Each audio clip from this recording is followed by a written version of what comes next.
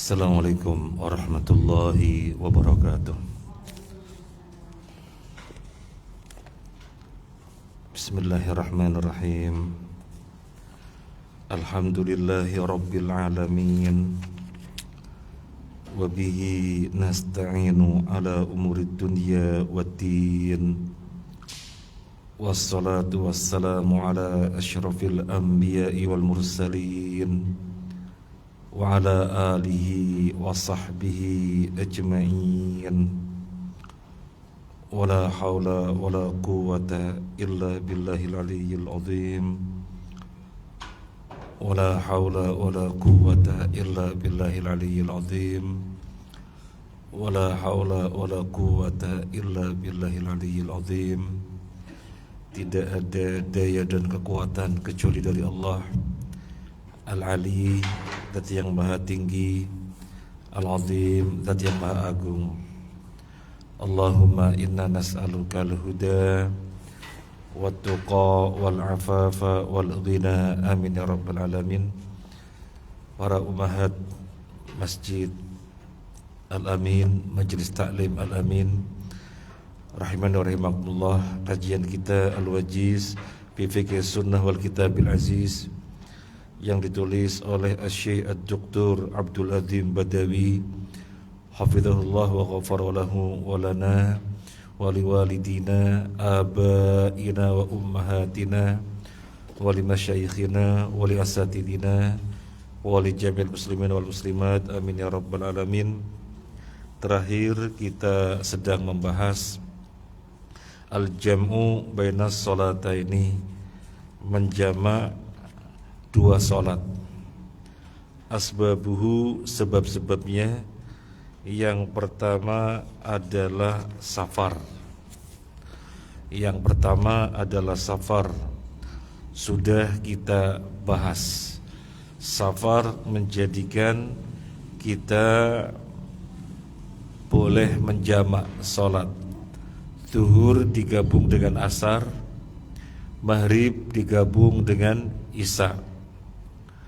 Sholat zuhur dan asar bisa dikerjakan di waktu yang pertama, yaitu zuhur, dan bisa dikerjakan di waktu yang kedua, yaitu asar. Kalau dikerjakan di waktu yang pertama namanya jama' takdim. Kalau dikerjakan di waktu kedua namanya jama' takhir. Demikian juga maghrib dan isya. Maghrib dan isya bisa dikerjakan di waktu yang pertama maghrib, yaitu maghrib, atau dikerjakan di waktu yang kedua, yaitu di waktu isya. Ketentuannya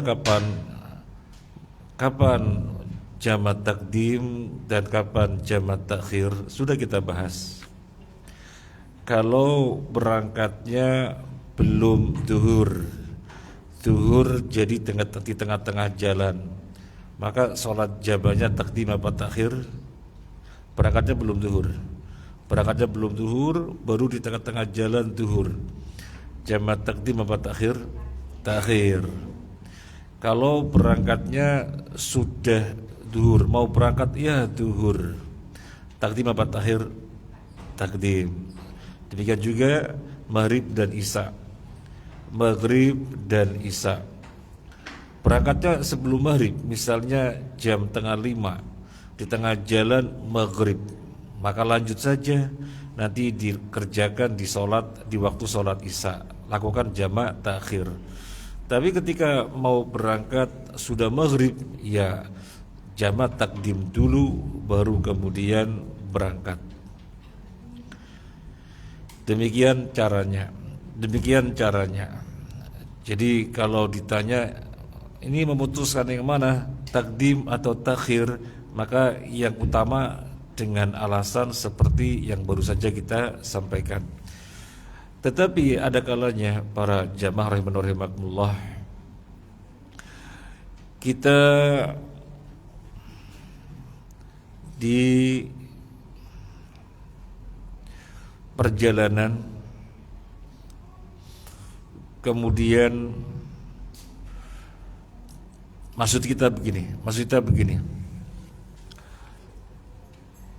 Ketika kita sedang berada di kendaraan, kita mau melakukan sholat, ya, kita mau melakukan sholat, kita tahu bahwasanya berdiri merupakan rukun sholat.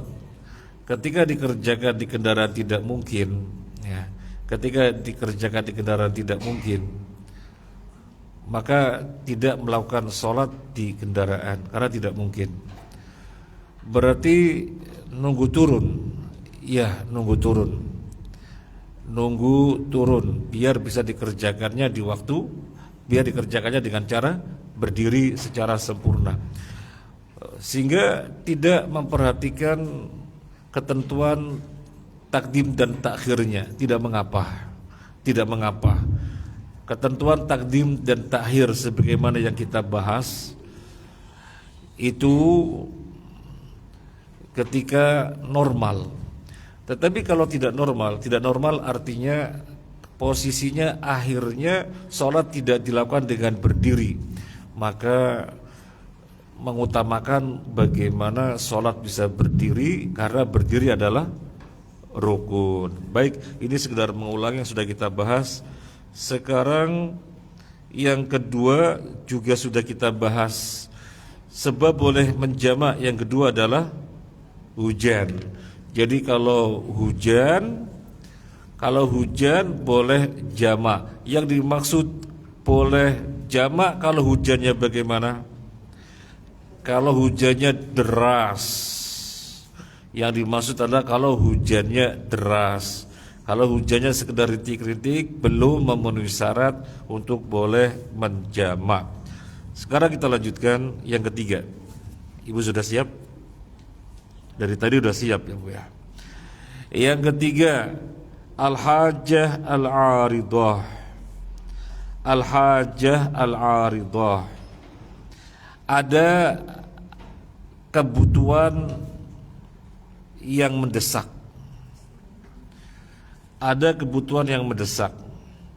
An Ibnu Abbas qala, dari Ibnu Abbas radhiyallahu an, dia mengatakan, shalla Rasulullah sallallahu alaihi wasallam adh-dhuhra wal asra jami'an bil Madinah fi ghairi khaufin wala matarin. Mau Ibu terjemahkan?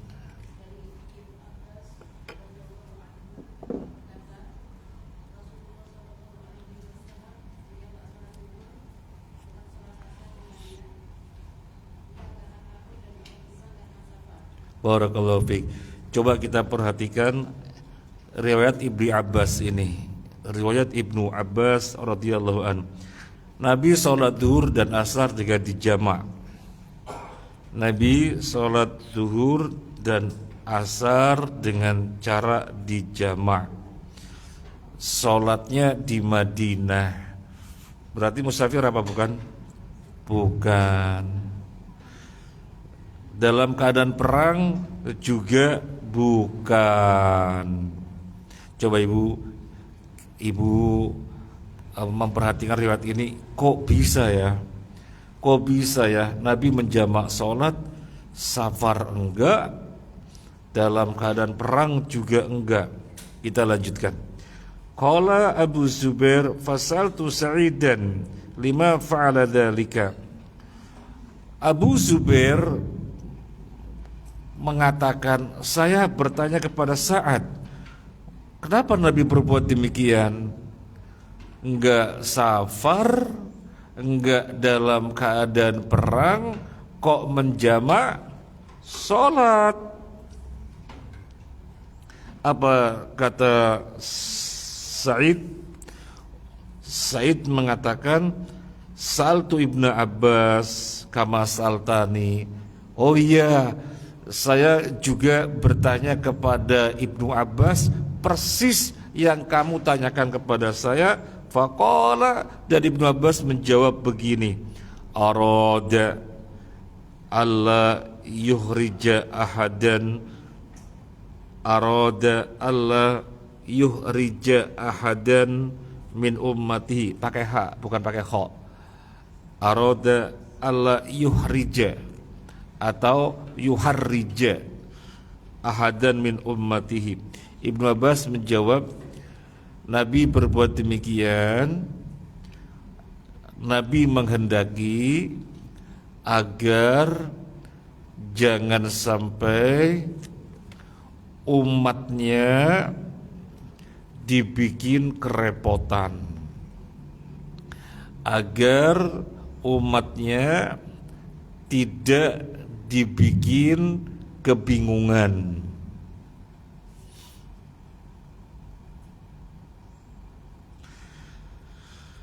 Coba kita baca di bawahnya lagi.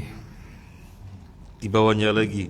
Wa anhu qala jama Rasulullah sallallahu alaihi wasallam baina adh-dhuhri wal asri wal maghrib wal isya bil Madinah fi ghairi khaufin wala matarin.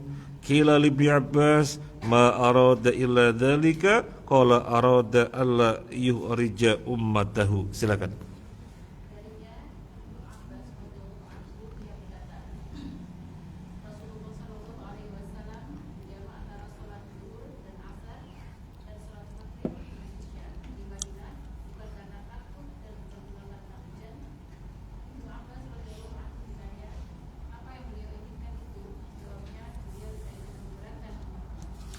Barakallahu fiik. Ini riwayat yang sama dari Ibnu Abbas. Kalau pada riwayat yang sebelumnya Nabi menjamak zuhur dan asar di Madinah. Sekarang lengkap. Nabi menjamak zuhur dan asar, kemudian maghrib dan isya di Madinah. Bukan karena ketakutan, bukan lagi perang. Wala matorin, juga bukan karena hujan. Maka ditanyakan kepada Ibnu Abbas, ma'arada ila dzalika, yang Nabi kehendaki apa? Kan kalau dilihat dari alasannya, gak ada alasan untuk menjamak sholat. Safar enggak, perang enggak, hujan juga enggak. Karena kalau hujan kan jelas, berarti ada alasan apa? Hujan. Nah, para sahabat bertanya ini karena gak ada alasan aja, kok Nabi menjamak sholat sementara gak ada alasan yang membolehkan untuk jamak. Ibnu Abbas menjawab, menjelaskan, Nabi menghendaki agar tidak mempersulit umatnya. Nabi menghendaki agar tidak menyusahkan umatnya. Maka Nabi ngasih contoh. Berarti Ibu, ini merupakan dalil suatu keadaan safar enggak, keadaan perang enggak, hujan enggak, tapi kok menjamak sholat ya? Alasan apa? Alasan apapun yang jelas kalau tidak dijamak maka menyusahkan. Alasan apapun kalau tidak dijamak maka menyusahkan, maka menyulitkan, maka boleh dijamak. Ini yang Nabi hendak sampaikan itu. Dalam konteks zaman sekarang, contoh yang menuntut demikian, menuntut untuk sholat jamak padahal gak hujan, gak safar, gak sakit, gak perang. Contohnya dokter mengoperasi jantung misalnya. Mulainya kapan? Mulainya jam 8 pagi. Selesainya kapan? Selesainya ba'da subuh, atau dari jam 8 pagi sampai jam 8 pagi lagi. Mereka satu tim mengatur waktu bagaimana operasi terus berjalan tanpa henti, tanpa jeda. Karena tidak mungkin operasi dengan jeda, tunggu dulu, nggak mungkin. Maka yang maslahat bagaimana? Yang maslahat adalah dengan jamak. Zuhur dan asar sebagian sholat dulu jamak, setelah selesai kembali yang lainnya jamak, sehingga semuanya sudah jamak zuhur dan asar. Nanti maghrib dan isya sebagiannya jamak, Setelah selesai kembali ke ruang operasi, dilanjut oleh yang lainnya yang belum sholat dulu selesai, kemudian kembali ke ruang operasi. Dengan demikian sholat yang merupakan hak Allah ditunaikan dengan semestinya, dan operasi yang harus diperhatikan kemaslahatannya maka juga bisa berjalan lancar. Semacam ini tidak ada di dalam contoh pada zaman Nabi, tidak ada. Tetapi mempraktekkan jamak di dalam fenomena seperti ini, inilah makna dari yang Nabi lakukan dalam riwayat Ibnu Abbas ini. Nabi sholat jamak di Madinah, berarti nggak safar, tidak juga perang, tidak juga hujan. Karena kalau hujan para sahabat sudah paham, oh hujan makanya jamak. Lah ini nggak safar, nggak perang, nggak hujan, kok Nabi jamak? Ini alasannya Ibu. Ini alasannya. Ada nggak selain operasi pasien oleh para dokter yang kondisinya susah kalau tidak jamak sehingga mesti jamak? Apa contoh yang lainnya? Hah? Pulang safar kepayahan.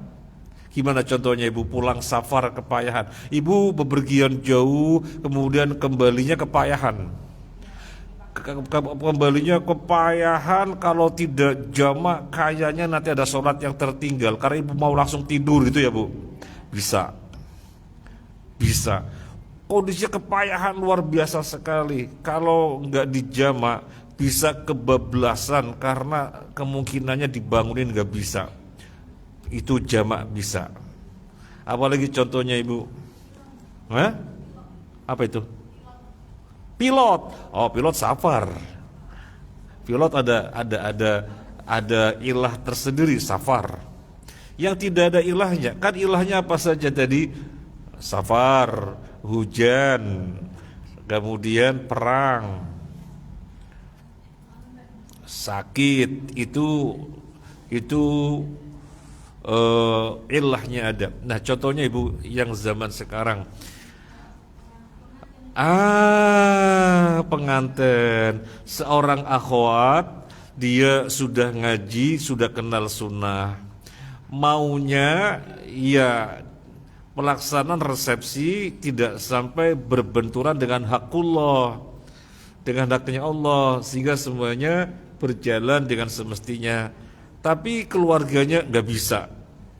Kamu harus siap dipajang dari jam 5 pagi sampai jam 5 pagi lagi.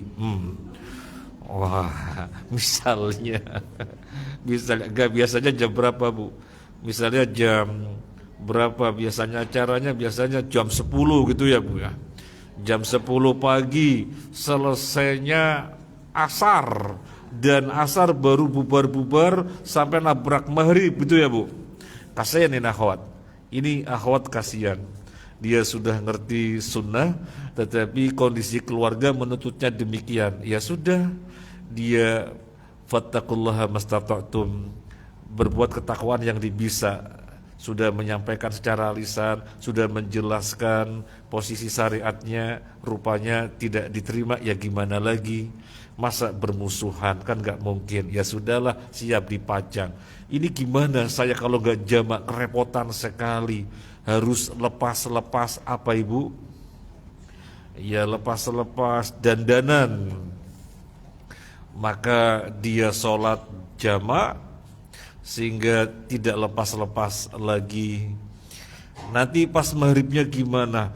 Kalau lepas-lepas lagi repot. Sekalian nanti kalau sudah selesai bubaran, berarti waktu apa? Isya. Nah ini kondisi yang terpaksa. Kondisi terpaksa. Susah sekali kalau tidak jamak. Nanti, nah kalau ibu kan nggak mungkin memiliki putri begitu kan nggak mungkin. Ini cerita orang di sono. Orang di sono. Kalau ibu-ibu enggak, ibu akan ya berbuat dengan semestinya, jangan sampai hakullah dilanggar, ditabrak, jangan sampai. Baik Ibu, jadi ini penting sekali hadis Ibnu Abbas. Mungkin ada keadaan-keadaan lain yang barangkali sekarang belum tergambar, apa ya, yang alasan untuk menjamak nggak ada tapi diperbolehkan. Mungkin sekarang tidak tergambar, tapi Ibu pada suatu ketika lah dapati keadaan ini nih, kalau tidak jamak susah sekali. Maka Ibu ingat hadis Ibnu Abbas yang sekarang sedang dibahas. Hadis Ibnu Abbas. Mendaki gunung. Gimana mendaki gunung? Apa posisinya lagi safar? Kalau posisinya lagi safar berarti ilahnya karena safar. Tapi kalau misalnya tidak safar, posisi gunungnya di Surabaya. Gunung apa di Surabaya, Bu? Gunung Anyar. Ya, Gunung Anyar sama Gunung Sari. Nah, kalau itu nggak menjama. Ya katakan orang Blitar, katakan Bu. Ada gunung apa di sana? Ada Gunung Kelut. Dia mau mendaki gunung. Pertanyaannya, kalau sholat dengan semestinya, dan hukum asalnya sholat dengan semestinya, karena dia bukan musafir. Pertanyaannya, apa kesulitan untuk tidak menjamak? Nggak ada yang disulitkan, nggak ada yang menjadikannya sulit. Zuhur, sholat dulu zuhur 4 rakaat, lanjut naik asar, sholat 4 rakaat. Nggak ada yang merupakan kesulitan Ibu. Jadi belum boleh mendaki gunung, belum boleh.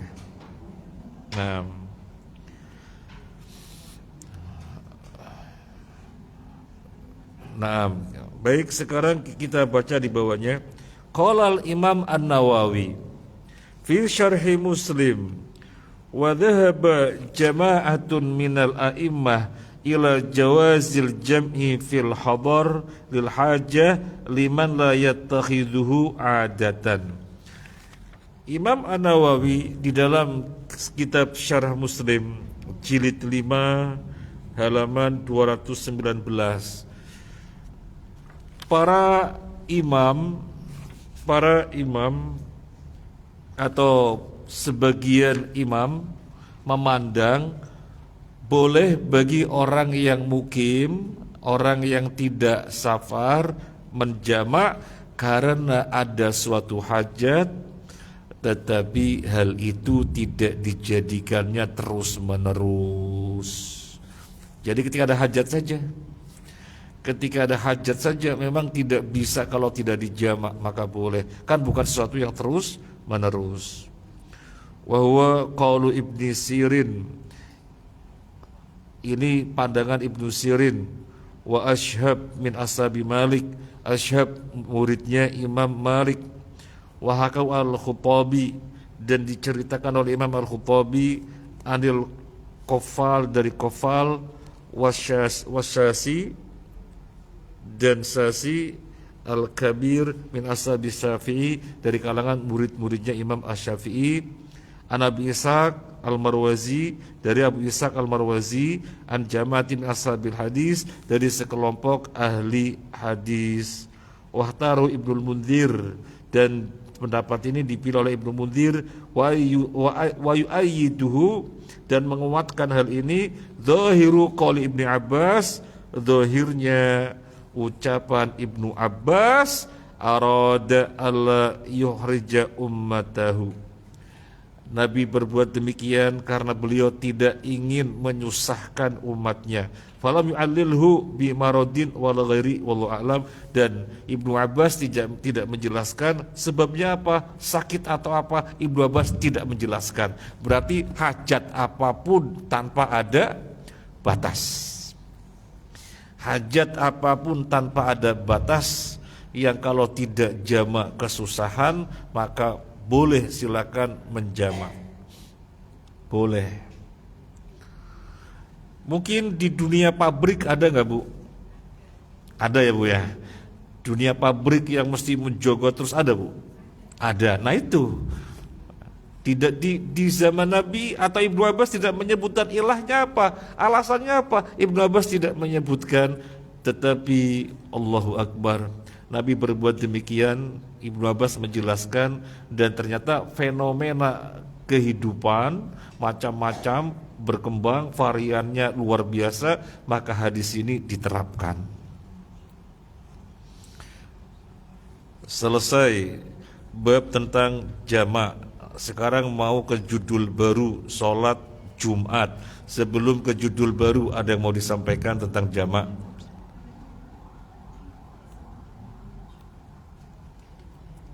Gak ada. Kalau gak ada kita lanjut.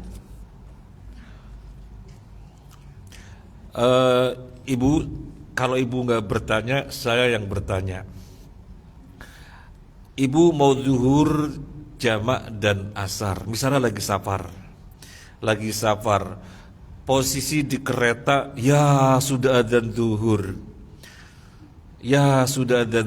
Kalau sudah datang ke waktu sholat, hukum asalnya apa? Sholat. Datang waktu sholat zuhur, wah mesti sholat ini. Tapi di kereta gak bisa berdiri, padahal berdiri adalah rukun. Ya wis, nanti tak jamak dengan asar ketika turun, kan begitu Bu? Nah pertanyaannya, apakah perlu ada niat untuk menjamak sholat? Jadi niat ya zuhur, kemudian hati niat nanti tak gabung dengan asar. Jadi niat, hatinya niat. Perlu niat apa tidak? Kalau nggak niat apa nggak sah? Nah ini pertanyaannya.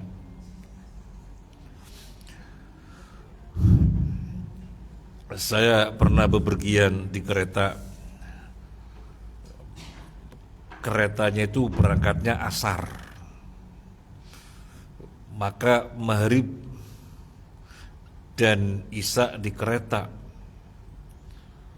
Maghrib dan isya di kereta sampai Surabaya jam 11, kalau nggak salah jam 11. Saya bilang kepada adik, udah niat belum? Niat apa? Lo ente ini kan datang maghrib, nanti pas sholat maghrib apa enggak? Gak bisa sholat maghrib. Makanya saya nanya, sudah niat apa belum? Lu niat apa? Ini babnya. Datang waktu sholat, hukum asal adalah sholat. Datang waktu sholat, maka kita sholat. Kita nggak sholat.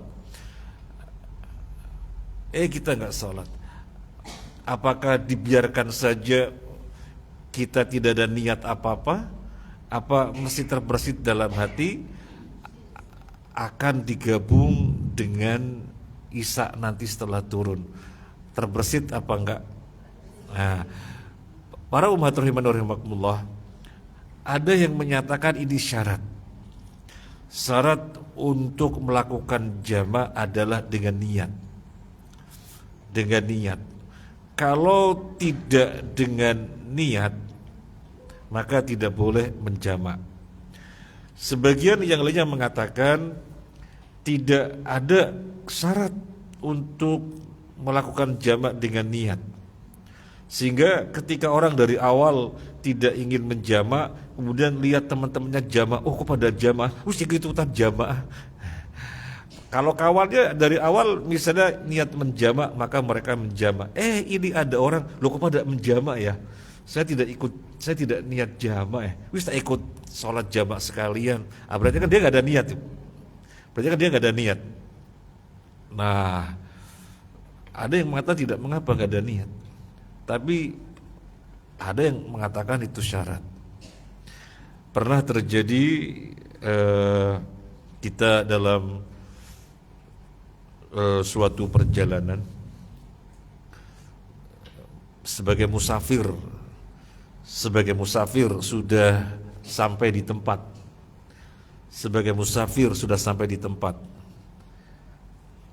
Melihat orang-orang pada jamak